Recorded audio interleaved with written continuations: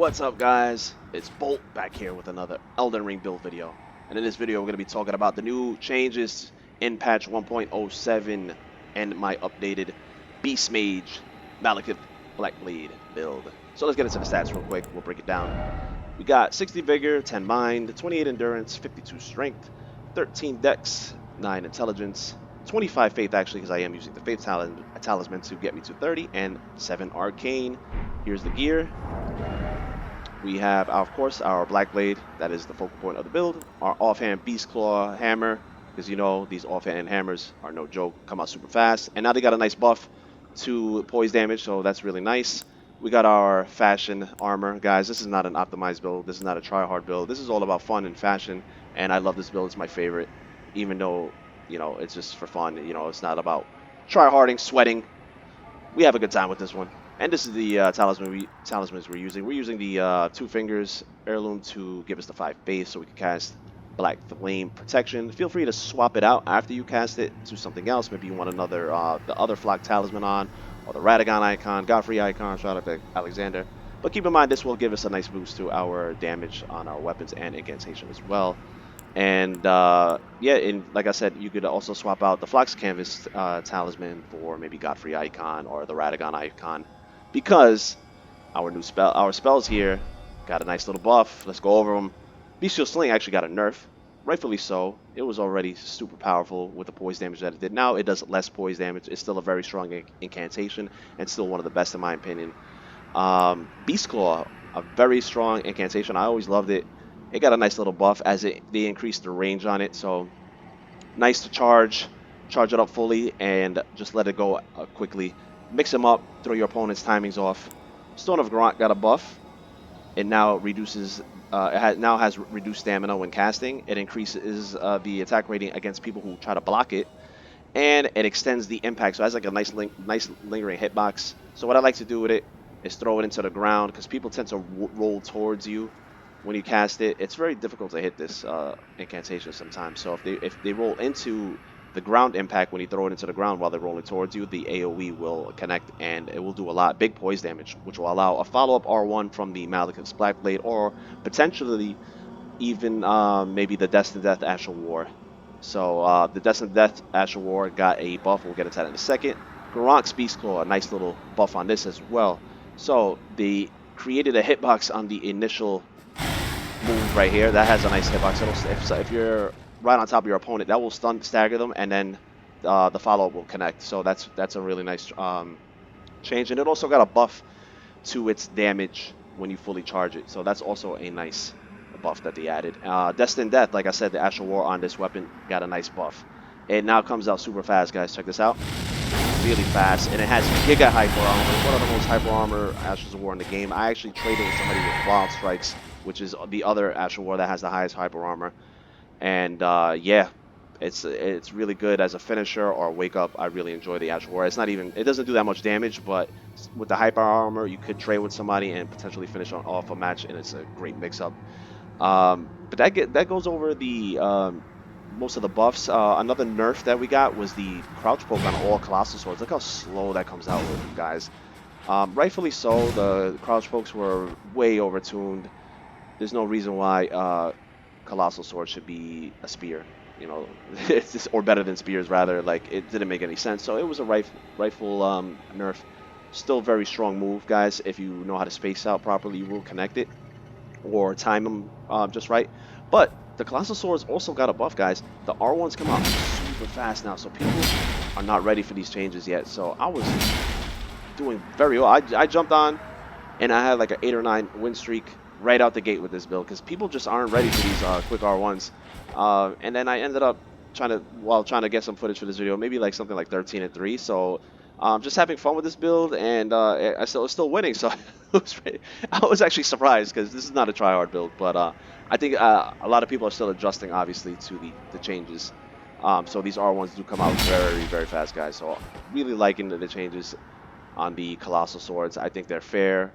I think they're balanced now. They may not be meta, but I like to use stuff that's not meta anyway, so it's right up my alley, and I love it. But that's about it, guys. That quickly wraps up this new and improved level 125 version of my Beast Mage Malekith Blade build at soul level 125. There's a lot of changes, guys. We're going to have to go over them little by little, peel it like an onion layer by layer as we keep discovering new things. Poise breakpoints is another thing that we're going to have to discover and go over. This build has no poise. It's not, like I said, it's not an optimized build. This is just old-fashioned. I only have I do have a poise buff because originally before patch 1.07 this only had like 40 poise or something like that. Now it's 51. But keep in mind, guys, that all weapons, like the smaller weapons, do a lot more poise damage, so it doesn't really do much. But yep, be on the lookout for more videos where we discuss the changes. But that wraps it up, guys. Hope you guys enjoyed the video. If you did, please like, share, subscribe, comment, all of that good stuff. Really helps my channel out. And I will see everybody on the next one.